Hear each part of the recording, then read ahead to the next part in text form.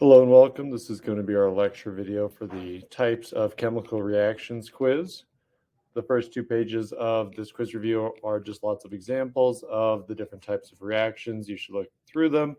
There's some good vocab in there, but there's no problems to be solved here. So we'll move on.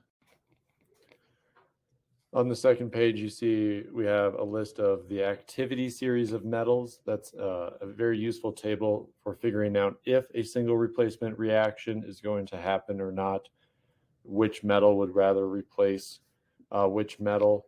We can use this to help figure that out. And we see more examples on this page. But let's move on to some practice problems. All right, so for these practice problems, we need to balance the equation and then identify the type of reaction. Here's some tips to do this. One is imagine you just have one of every molecule at the very beginning. All right, so I'm going to, below the line, just fill in a 1 so that I know I have a baseline for the number of each of these elements. Now I've just got to start comparing them and adjusting these numbers to make things match. So another tip is if something is monoatomic, like this O2 here, monoatomic, we're going to leave that till the end.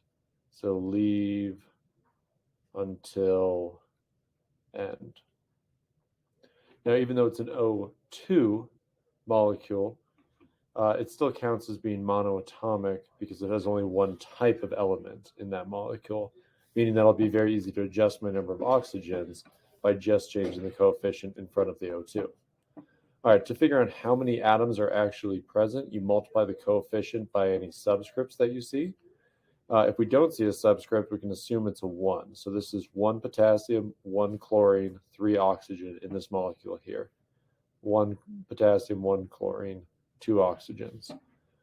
All right, so I'm leaving the oxygen to the end so I can balance potassium or chlorine first. They're actually already balanced. So then I go back and I look at the oxygen and I say, what do I have to multiply 2 by to get it to match the number of oxygens over here? And I have 3 oxygens over here. 1 times 3 is 3. Well, I actually have to use a decimal. It is 1.5 times 2 that equals 3. So if I had 1.5 of these O2s, I would have 3 oxygens and everything would be balanced. Now I don't like to leave a 0.5, so as I go to write my final coefficients, I'm going to double everything. So I'll double my 1 to a 2, my 1 to a 2, and my 1.5 to a 3. All right, so we're allowed to do that as long as you double everything. It's just like doing balanced operations in algebra. This becomes a 2, 2, 3. And then we can go back and double check. We have 2 potassium, 2 chlorine, and 6 oxygen on both sides. All right, so in this reaction, I see I've got one compound that gets split in half. That is a decomposition reaction. I'll just abbreviate that to decomp. All right, let's do a few more, maybe a little bit quicker. So with number 2, I'm imagining I just have one of everything. All right, my monoatomic groups are the F2 and the Br2, so I'll balance those at the end. Potassium is already lined up. To get bromine to balance, I'd want a half of a Br2, because then I just have one bromine on both sides. And same thing with fluorine. I'd want a half of this F2. I'll double everything again, and I'll get a 2, 1, 2, 1. All right. I have 2 things on both sides, so it has to be one of our replacement or combustion reaction. Let's just see if anything's being replaced. The bromine gets replaced with the fluorine, but then the bromine's just by itself, so that's just a single replacement. Okay, let's skip ahead because I did a lot of these first ones on the board. We'll do number 8 next. So with these, identify oxygen as your monoatomic, so we can either balance the carbon or the hydrogen first. Doesn't matter, but I'll balance the carbon first. So that means, first we'll imagine I have one of everything. But now carbon is not balanced because I have 2 carbons on this side, only 1 on this side. So if I switch this one out for a 2, now I have 2 carbons. Now let's look over at hydrogen. I have 6 hydrogens.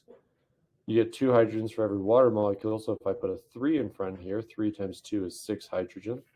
Now let's add up how many oxygens I have on the right-hand side. I have 2 times 2, there's 4 oxygens. That looks like 40, but it's 4 O's. And then 3 times 1 gives me another 3 O's for a total of 7 O's on this side. Now the O2 is the only source of oxygen on the left side. 2 times what equals 7? I'd want to use a 3.5 here. All right, so there's a 0.5, so we should double everything. So this should become a 2, 7, 4, 6. And I can double check. I've got 4 carbons, 12 hydrogens, 14 oxygens. 4 carbons, 12 hydrogens, and 14 oxygens. All right, this very specific type of reaction where you have a hydrocarbon and oxygen reacting to form carbon dioxide and water, that exact setup is always called a combustion reaction. All right, it kind of looks like double replacement, but you'll notice that it's a little bit more complicated than that. That's because everything at the beginning here becomes atomized and totally rearranged. So this is just called a combustion reaction. All right, let's see, that's a decomp. Let's do the synthesis at the bottom here. Number 11.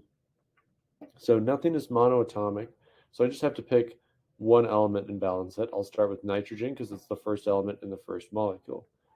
So there's 2 nitrogen here. This molecule only comes with 1 nitrogen each. So I'm going to try a 1 and a 2 to line up my nitrogens.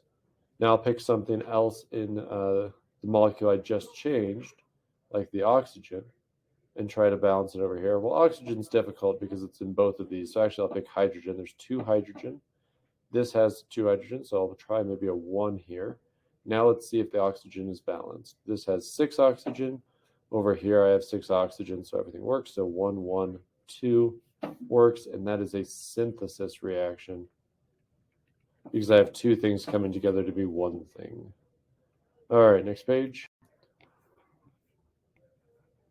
All right, I can see 25 is another synthesis reaction, and 26 is a single replacement. Let's move on here to the ones that have the words. Here we have to figure out the molecular formulas before we can then start doing the coefficients. So potassium iodide. So here it's very helpful to have a periodic table to know that potassium has 1 valence electron to give, and iodine can accept 1 valence electron because it's at 7 and it wants to get to 8. So potassium iodide is just simply Ki. Plus chlorine. Chlorine is a gas. It has 7 valence electrons, so it likes to partner up so that they can share 1 to both pretend they have 8. So chlorine is always Cl2. This is going to lead to potassium chloride. Again, that's just a KCl, 1 valence electron to give, 1 to accept. Plus iodine is going to be an I2 molecule. Potentially it's just an I because it can exist in a solid state, but normally iodine dissolves in water very easily and forms an I2 molecule. So now we can go and add in the correct coefficients. I see I have 2 chlorines on this side, so maybe a 2 in front there. Now I have 2 potassium, so a 2 there, and then iodine is balancing. What type of reaction? I see I have 1 element being replaced by another, but that element doesn't get a new partner, so that's just a single replacement. All right, this next one will really challenge you to remember some of your polyatomic ions, like a sulfate group and a carbonate group. Sulfate is an SO3 and has a -2 charge, meaning it can accept 2 electrons. Carbonate is a CO3, and same thing, it can accept 2 electrons. So calcium has 2 to give, so just CaSO3 balances. Sodium only has 1 to give, so we need 2 sodium to make that side balance. Goes to calcium carbonate, so CaCO3 CO3, that's balanced with 2 electrons being transferred. And then sodium sulfate. Again, we need 2 sodium to be able to provide those 2 electrons to the sulfate group. And everything's balanced here. This is a double replacement. Since they swapped groups, it is a double replacement.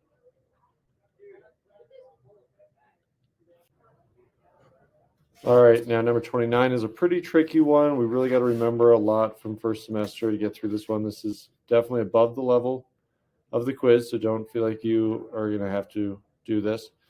But lead 2 nitrate, so that's Pb for lead. It has 2 valence electrons. Nitrate can accept 1 valence electron each, so we've got to use parentheses around the NO3 and then do a 2. Now this is going to turn into lead 2 oxide, so that's a PbO. Oxygen can accept 2 electrons, plus nitrogen dioxide, so nitrogen, 2 oxygen, plus just oxygen gas is going to be O2. So lead is balanced. Nitrogen, we should probably put a 2 in front here. Let me do that in a different color. So now nitrogen is balanced, and oxygen, we have 6 oxygens. Now I have 1, 2, 3, 4, 5, 6. Let's say I didn't add that up right. I have 1 plus 4 is 5, 6, 7. So I need a 1/2 here. And then I double everything to be a 2, 2, 4. So this becomes a 4, 1. All right. And we have a single thing breaking it apart into parts. So that is going to be a decomposition. I'll just say decomp. Okay, let's get that last one just in the interest of time and call it good there. That's that for this lecture video. Everybody have a good rest of your day.